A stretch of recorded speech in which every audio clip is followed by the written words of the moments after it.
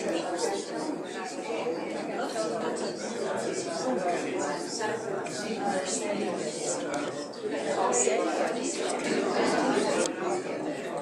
morning, everybody. Thank you for coming. I'd like to thank Lawrence and Sally for helping with the video here. Lawrence's father was also in the war in the same places as I was. That's why he's got a special interest in this. Now, don't you want chairs at the back?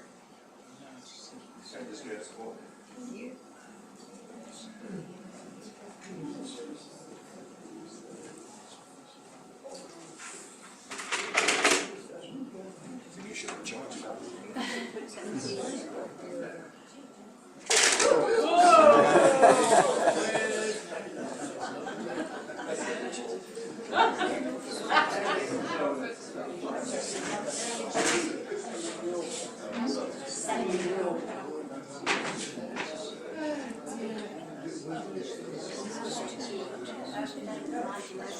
Now I can take my jacket off.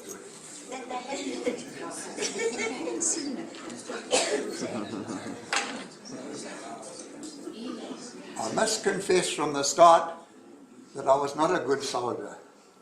My sergeant made this very clear to me right from the start. He was giving us squad drill one day and he said, "Long, you're the sloppiest soldier I've ever come across in my life." I thought that was rather unkind of him, but I just said, "Yes, Sergeant." Then that he wasn't finished with that. He says, "I think you must be the sloppiest soldier in the whole of the regiment, in the whole of the South African Army, the British Army, the American Army, the German Army, and the Japanese Army." And I thought he was exaggerating a bit. And I said, "Yes, Sergeant." And you don't argue with sergeants. I don't argue with my wife either anymore. I find that sergeant majors and wives have got quite a lot in common. Anyhow, when we got back to the bungalow, the other chap said to me, "Jack Long, you're a certainty for Buckingham Palace Guard when we get to London." I said, "Well, you never know." Anyhow, the war continued, and it finally ended in northern Italy towards the end of April 1945. As soon as it was over, they ordered our regiment to go across to Turin on the other side of Italy to occupy this town of Turin, because there was a lot of trouble between the Italian fascists and the communists. Well, it took us 2 days to get across to Turin, and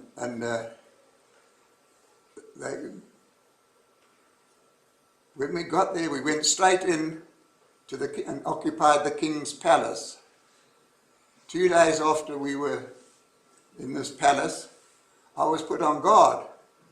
So I said, "Well, there you are, boys. I'm on palace guard." All I had to guard actually was the toilets to see that nobody used them, because there was no running water. Anyhow, I'll go back to the beginning again now. Do you mind if I sit? Because I'm getting a bit older and I can't stand too long.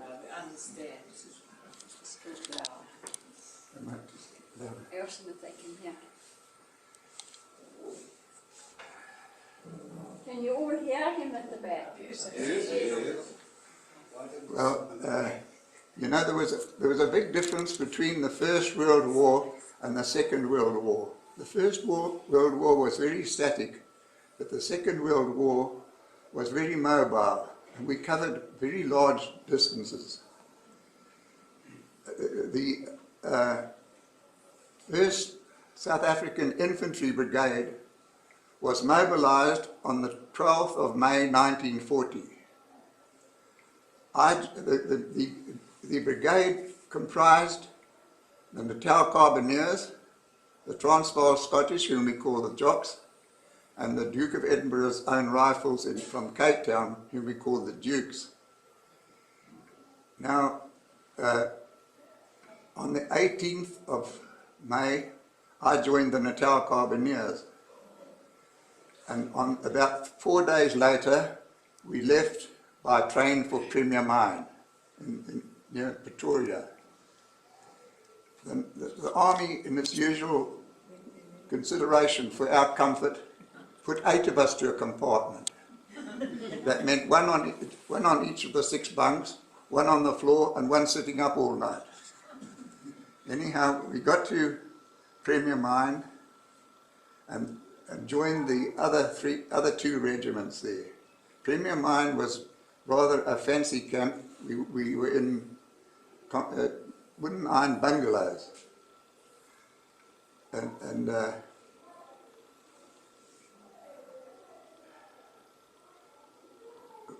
wooden iron bungalow. The 3 things I do remember about Premier Mine. One was the Revali at 5 o'clock in the morning. The Dukes used to parade up and down with their pipe band, and I love a pipe band, not a pipe band, a bugle band. And I love a bugle band even better than a pipe band. And it was very lovely to hear them playing their music up and down. I would have whistled you the tune they played, but somehow my whistling doesn't come out too well anymore. But the other thing that I was very aware of was that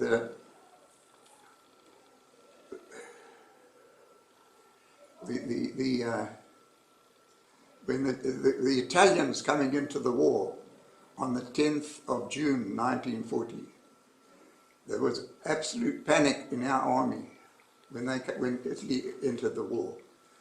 And why, I don't know, because the nearest Italian soldier was something like 4,000 kilometers away from us up in Somaliland. But there was real panic in our camp. The other thing I remember is we had a parade of the whole brigade at Sonderbata, and General Smuts came to address us. He said, "I've come to say goodbye to you. You are going to war, and you will face many severe hardships and dangers. Some of you won't come back." But he said, I would not exchange my military career for the whole of all the gold on the reef. Well, I can tell you there were many a time when I would have exchanged my experiences for much less than all the gold on the reef.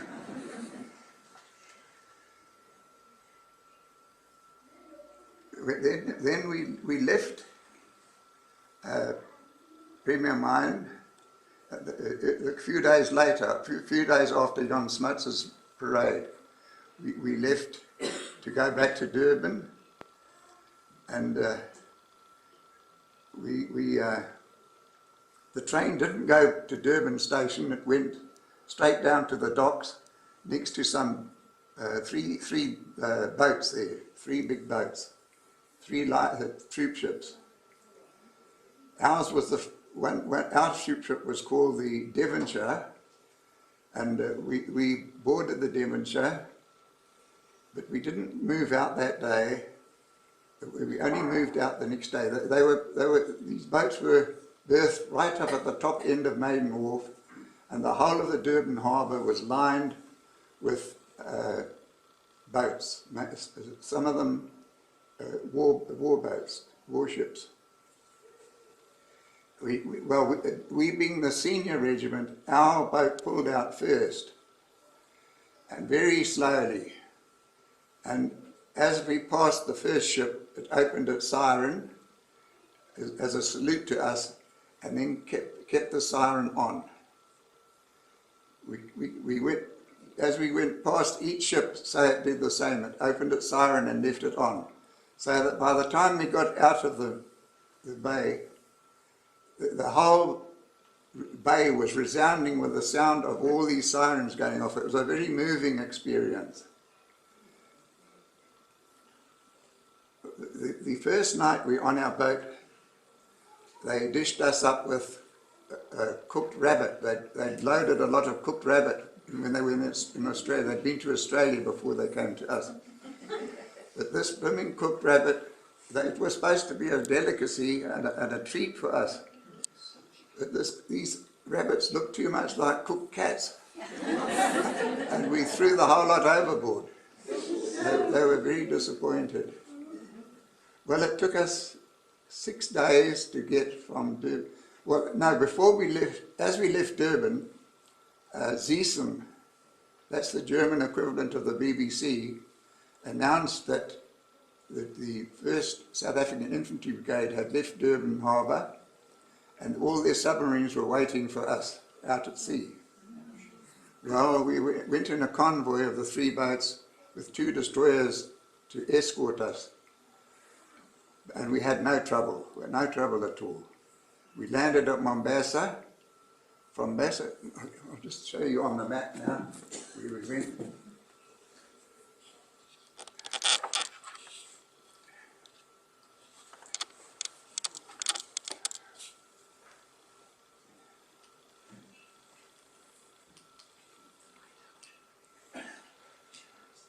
Mombasa, right here.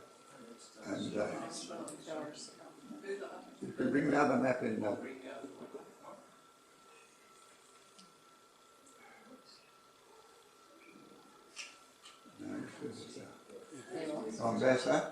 Mombasa, we got on a train from Mombasa, and we went up through Nairobi to this place Gilgil. Can you hear me at the back when I talk? We went to Gilgil, where we spent 2 months training. And then in September, we left Gilgil. By the way, while we were at Gilgil, the Governor General of Kenya promised us all a shilling a day for the days we'd be spending in Kenya. I'm still waiting for my shilling, so is Wally here. Anyhow, we went then in September 1940, we got into our trucks again.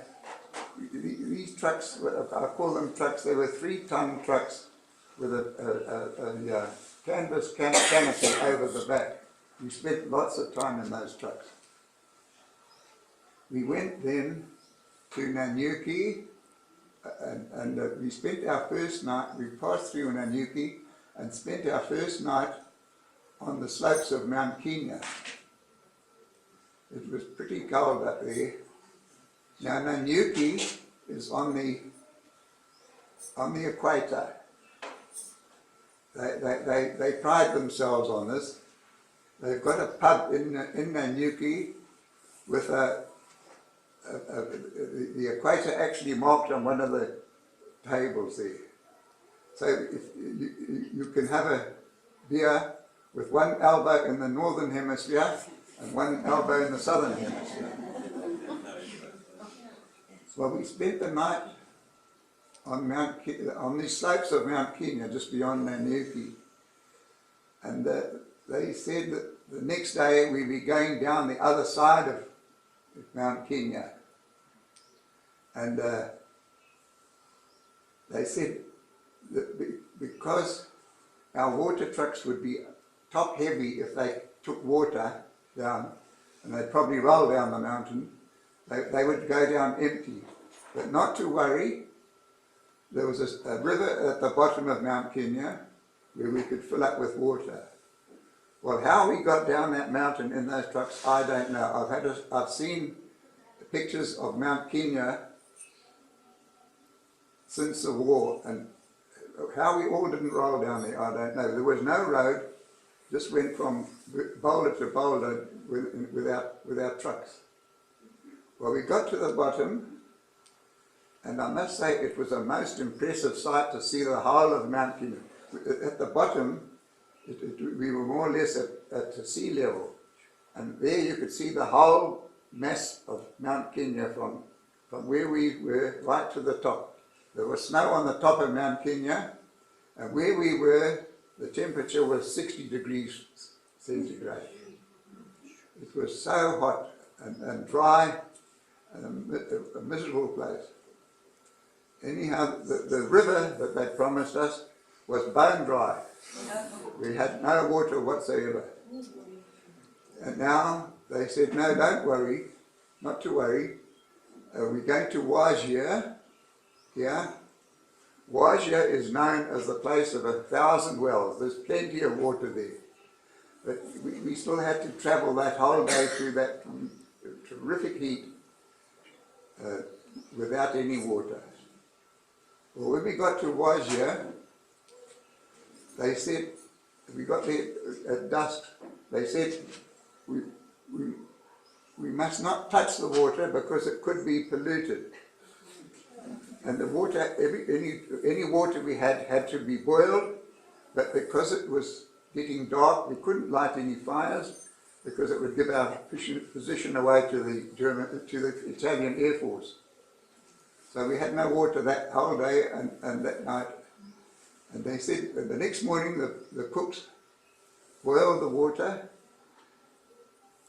at first light. By then our tongue, we could hardly eat because it's very difficult to eat when you've got no saliva in your mouth. And the next day, the cooks boiled the water, but the sun came up, and it was so hot the water wouldn't cool.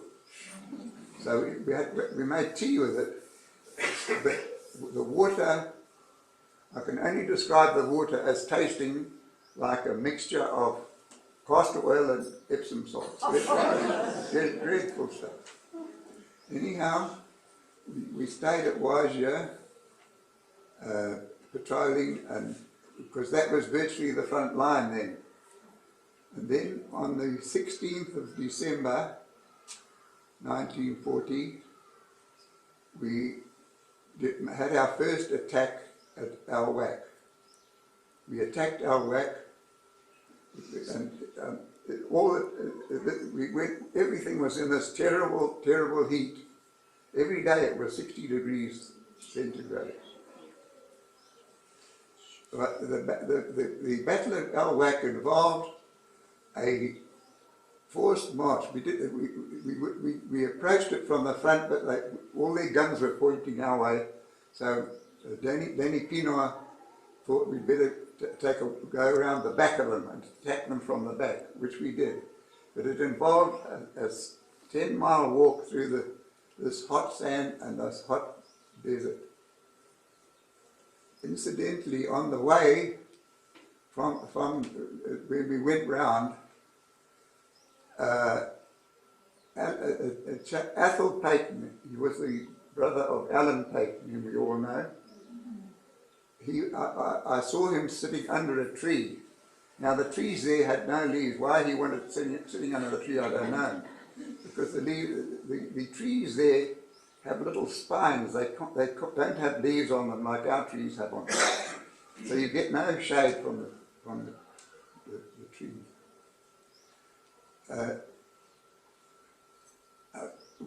As we went past Athol, we said hello to him.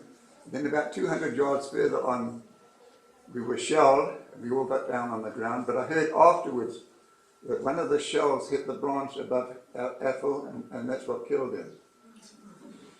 So we carried on until we got to within about 400 yards of Al Wak. Well, it was actually called El Bur Hachi, the place we attacked. And we were about 400 yards from the place. We were ordered to fix our bayonets and charge, which we did, singing our war cry, which I won't even try and repeat for you. And but fortunately, when we got there, the Italians had pulled out. I didn't fancy the idea of sticking a bayonet into another man. It just didn't appeal to me at all. When we were at Wajir, we were dumped out in the desert, We had no tent. Everything was very basic.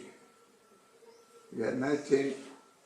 We were about 5 miles out of Wajir, and every day, at about 5 o'clock, we couldn't work during the day because it was too hot. But towards evening, we used to fall in, march 5 miles through the desert to the Fort Wajir. Wajir Fort is quite a pretty fort, proper no jest type of fort. And when we got there, we had to dig a tank track around the fort. The tank track was about 20 feet across, about 10 feet deep, and it went right round the fort. I presume the circumference would have been about 5 miles. So it was a big project. And we worked from the time we got there until midnight. Then we marched back to our camp, had some soup, and did guard duty for the rest of the night. It wasn't very easy work. As I say, everything we had was rather basic, and we did our own cooking. Each section did its own cooking. And I don't think any of those cooks would have qualified for Master Chef at all. The one chap had to cook some eggs one day, and he said, how long does an egg have to be boiled? And somebody said 3 minutes. He said, well, there are 12 eggs, so 1 egg 3 minutes, 12 eggs 36 minutes. So he cooked them for 36 minutes. And one day we got some curry powder in our rations, and this one chap went a little bit overboard, and the next morning for breakfast we had curry mealie meal porridge. It put me off curried mealie meal porridge for life. Well, we'd been at Wajir. We had a Christmas at Wajir. Then in February 1941, our attack into Somaliland started. We left our whack, and we fought our way down to Kismayo, and Kismayo fell on my 21st birthday. From Kismayo, we went up past Jelad, where we had a very nasty incident with the white flag when 12 of our men were killed and left there. From there we carried on to Mogadishu. And it was, the Italians were retreating, so most of our fighting was with the rear guard of the Italian army. We got to Mogadishu, then we crossed over into Abyssinia to Harar. Harar was declared an open city, so we bypassed Harar, and we carried on to Addis Ababa. We were the first troops into Addis Ababa, and we stayed there for a while, then carried on north, all the time chasing the Italians. But it was hard going because they blew up everything. In Somaliland, the ground, it's a desert, flat desert with a few thorn trees here and there, but in Abyssinia, it's very lush country, very pretty, very mountainous. And we carried on past Addis Ababa and to a place Kambasia, somewhere here. But, there the Italians fought really well, and we lost our colonel. He was killed, and a private, Jack Davidson. As I say, the going was hard because they blew up everything, the mountain passes, tunnels, bridges, everything was blown up, so we had to kind of manhandle our trucks past these obstacles until we got up to nearly about here. We came to the Italian's final stand at Amber Alaghi. Can you put a photo of the Amber Alaghi up there?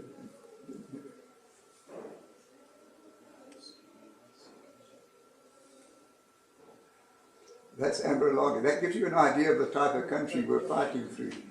Now this Amber Alaghi was held by the remnants of the Italian army, commanded by the Duke of Aosta.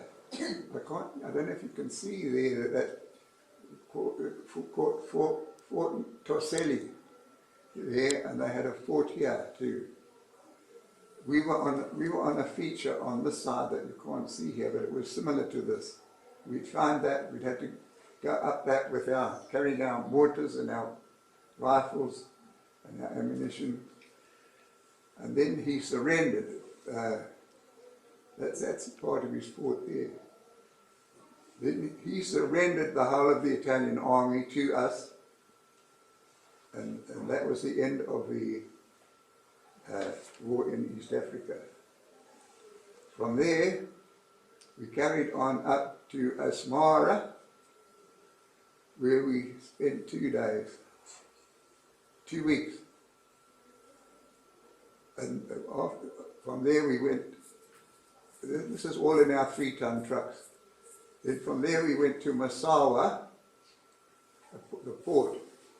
And if we thought that we were hot down near Wajir in Kenya, this was even hotter and very, very humid.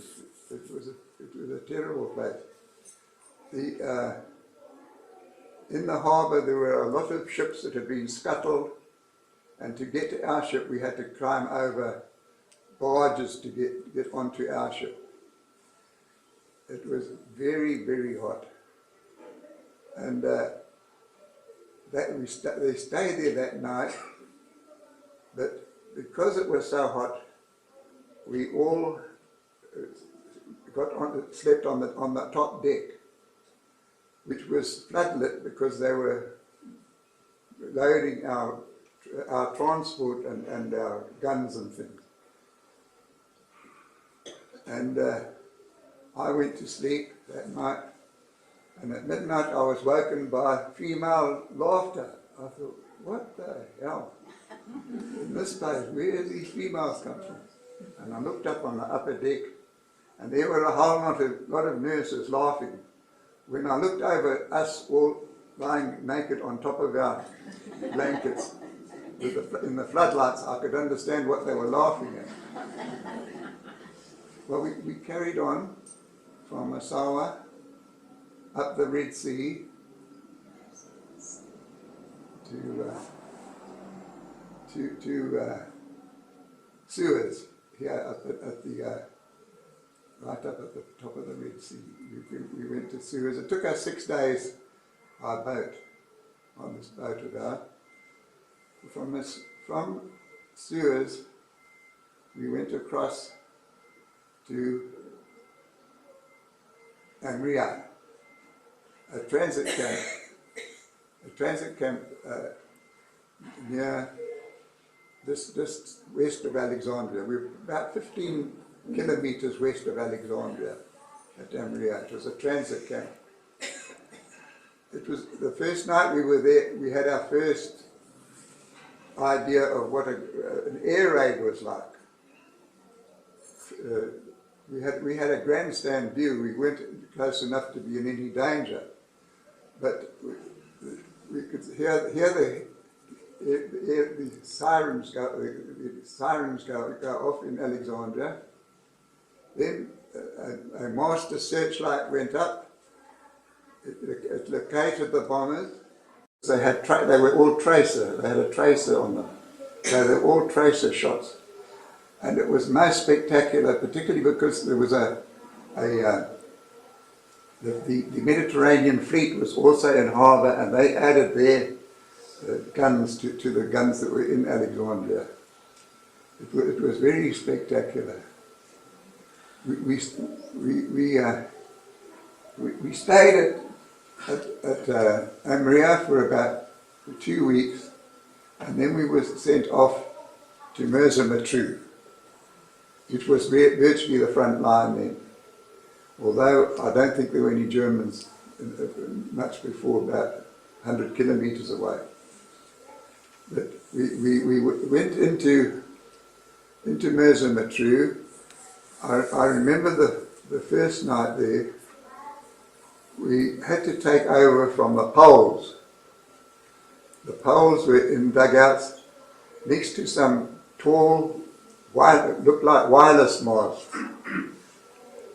And it was getting dark, and so we told the Poles they didn't need to worry to get out of their dugouts. We would sleep on the ground outside for the night. They could go the next day. Well, we just got down, settled down for the night when the air raid sirens went off, and the next thing we heard that the planes coming over. And we got a little bit skitsy, and when the planes went over, they dropped flares that lit up the whole countryside. And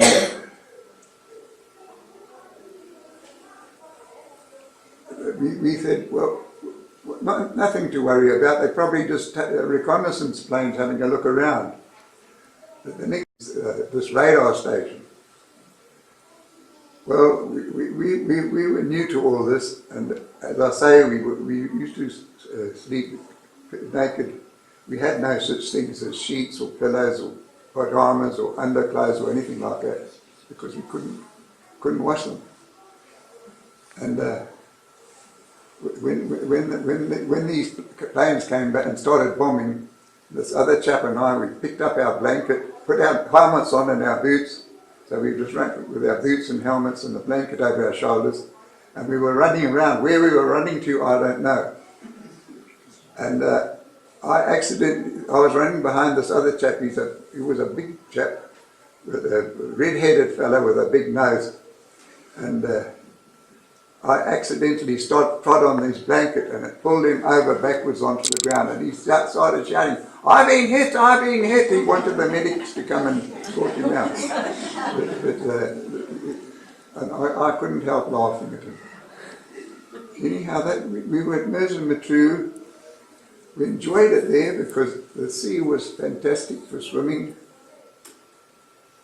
And what's the time?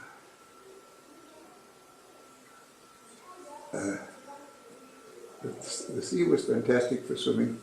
Then in November 1941, Auchinleck had his attack called the Crusader attack, primarily to relieve Tobruk. Relieve Tobruk here. The Australians had been in Tobruk for about 7 months. They were surrounded by the Germans. They were besieged there. And we had to go and relieve them and then carry on and try and push the Germans out of North Africa. The best we ever went. And then we withdrew for Christmas. We came back to a place, Sidi Barani here, for Christmas 1941.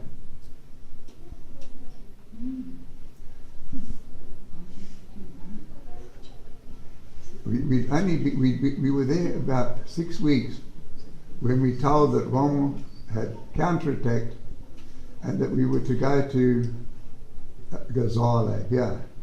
We were to form a line here with the Free French and the Poles to stop the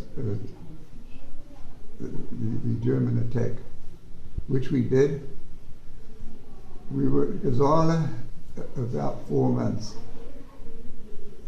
And then the Germans defeated us, and we had to withdraw back to Alamein. In the process, we lost our 2nd Division in Tobruk. They were mainly captured. And we went back and formed the line at Alamein.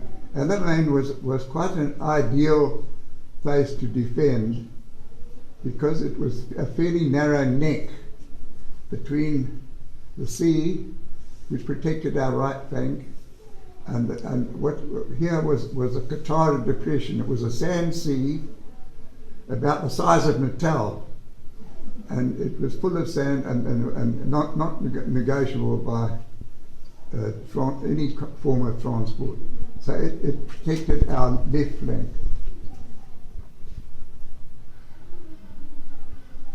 Then I'm thinking of it now.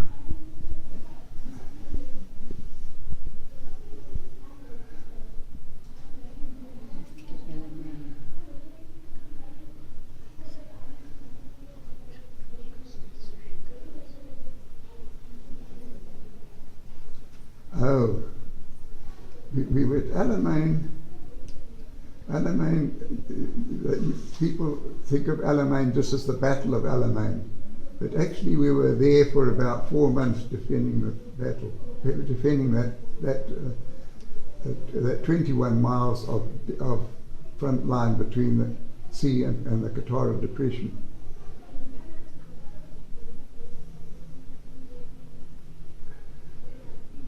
Now, in October 1942,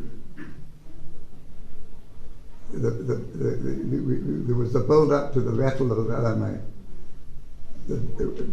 About 2 weeks prior to the battle, we were right in the front line, but 2 weeks prior to the battle, we had to go forward of our front line and dig fortifications between our front line and the German front line.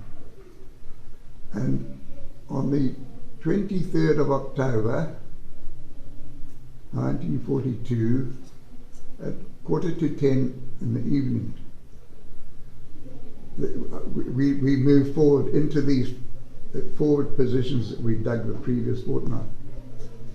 And that we had a grandstand view of the whole of the front line, where all the guns were. There were about 1,000 of our guns lined up along that 20 miles of the Alamein line. And at the coast, there were 2 searchlights pointing straight up in the air, next to each other. And at 9:45, those searchlights crossed like that, and that was the signal for the guns to start their barrage. The whole 21 miles of Alamein just erupted in one flash. Now they carried on this barrage for 3 hours, and so it carried on just about every day while we were in this battle, in the Battle of Alamein. The battle lasted 10 days and finished on the 3rd of November.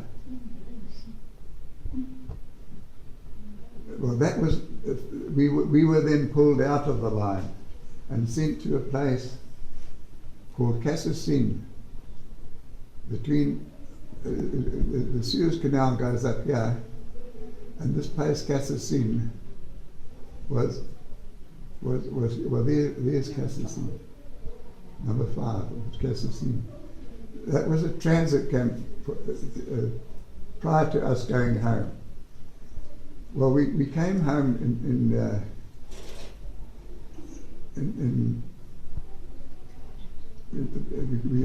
we arrived home on the 3rd of January 1943.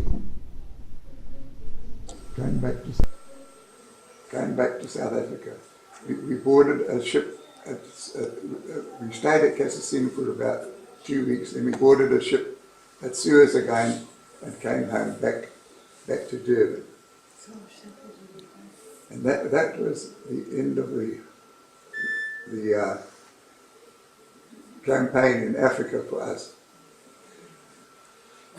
We came home, and I went up again in February 1943. Went up again to the desert, and then we embarked at Port Said on the northern end of the Suez Canal and crossed over to Italy by ship and disembarked at Taranto. Yeah. From there we went up to Bari. Then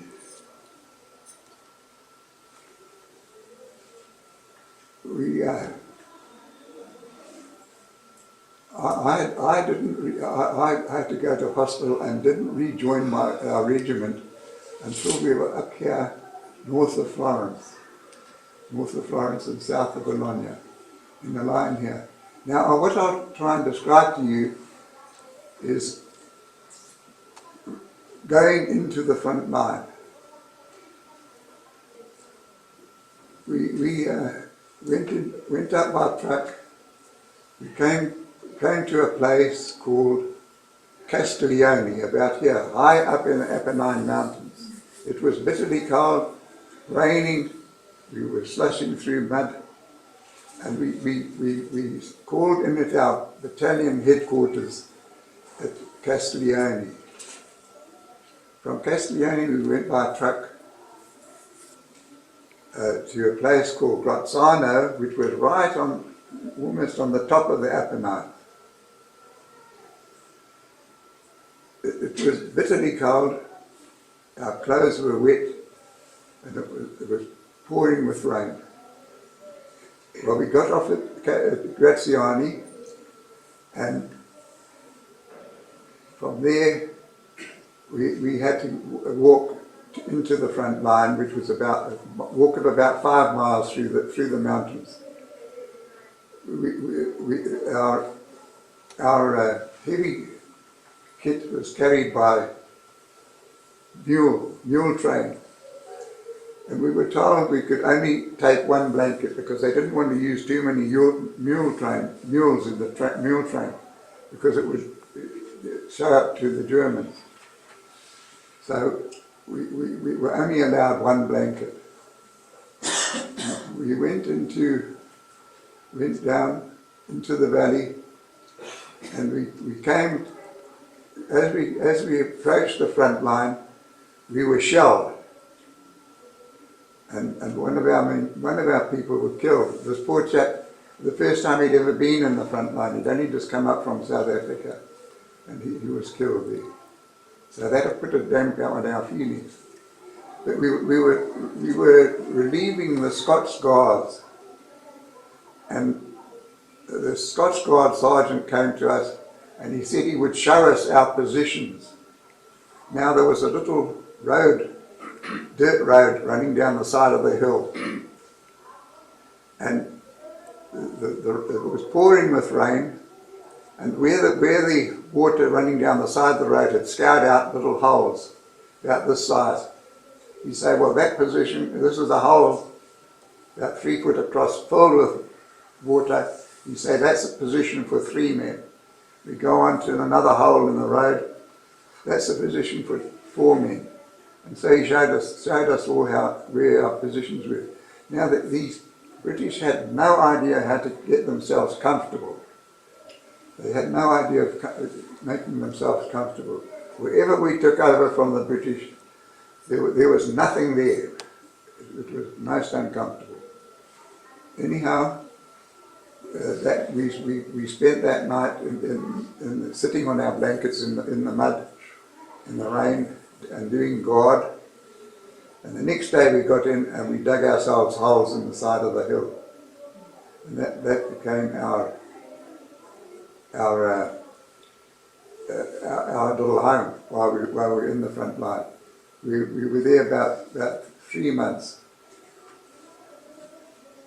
Then the big push started in February 1944.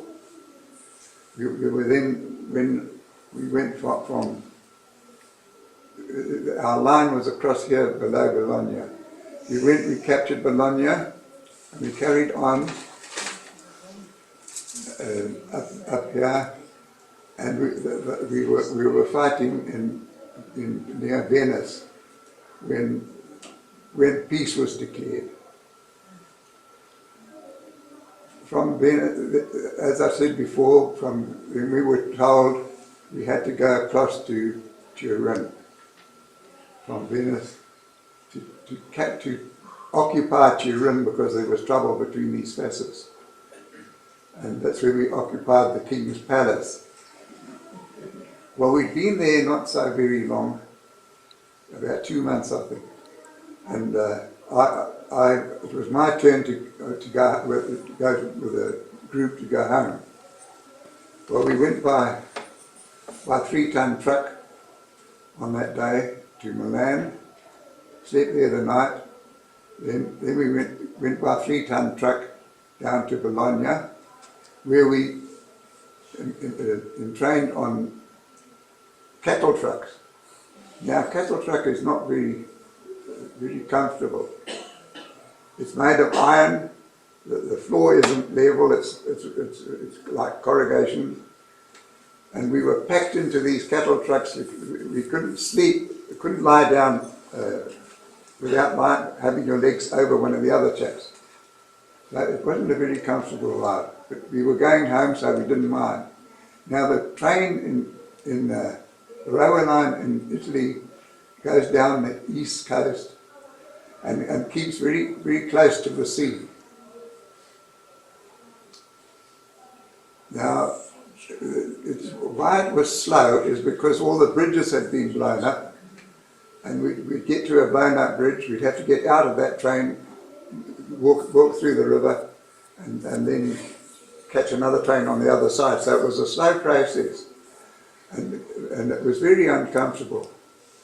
But going down here, the one day we came to a station here, and it was close to the sea, and it looked so beautiful, the sea. And our truck was quite a long way from the platform. There were a whole lot of people on the platform, and I don't know where they were going, but anyhow, we thought that sea looked so inviting. We all slipped off, ran up with the truck into the sea and had a swim.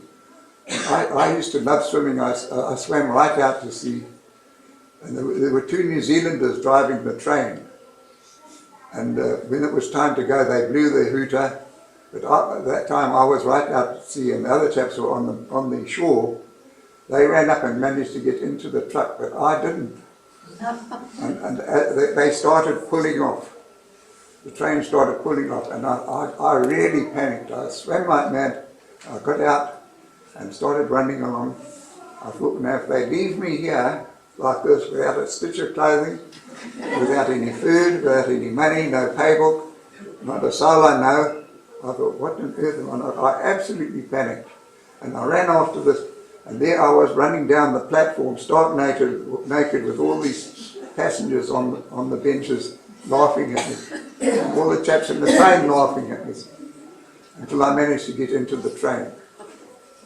Then we carried on, and we came to Foggia here. It's a big airport, very big airport. And there we boarded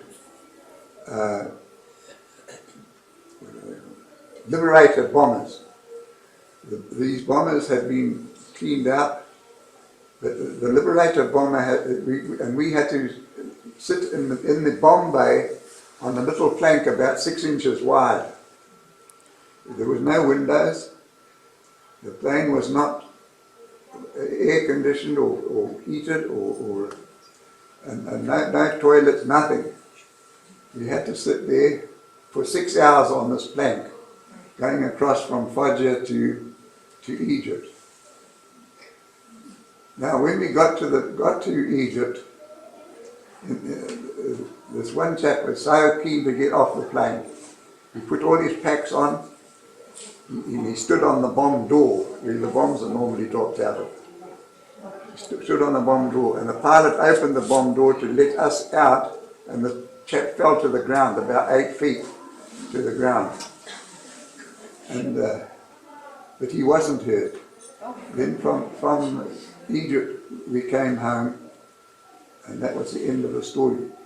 But there's a little sequel to this.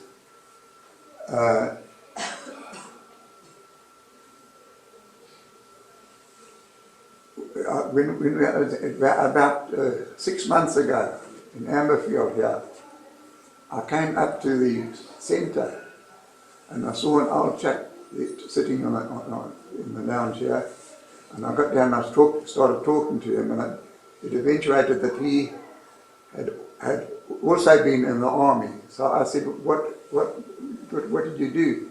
Oh, he said he was a pilot. I said, oh, that's interesting. He said, yes, I flew Liberators. I said, oh, really? I said, we came across from Foggia to Cairo on a Liberator. He said, well, I was one of the pilots that flew you across. And I told him about this chap falling out of the plane. And he said, no, that's nothing. He said, one day they had to bring home our kit bags. They weren't bringing home any troops, they were bringing home kit bags. And he said they packed them into the roof. And he said 2 coloured soldiers from the Cape coloured soldiers came along and said, oh, couldn't they have a ride on the plane because they wanted to get home? So this chap said, well, you know, it's not allowed. You won't be able to tell the pilot because he won't allow you on the plane. But you can, if you can lie on top of the kit bags, that's okay, you can come. So that's what they did, they got on top of the kit bags.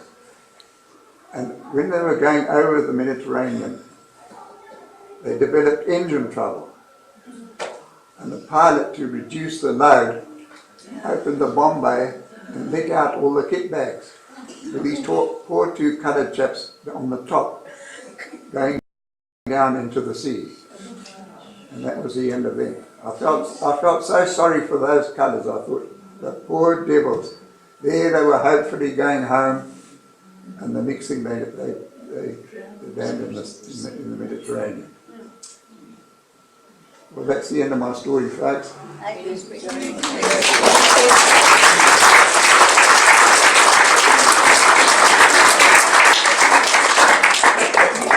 hope you like my haircut there. That was always a problem, haircuts. Get somebody to cut your hair.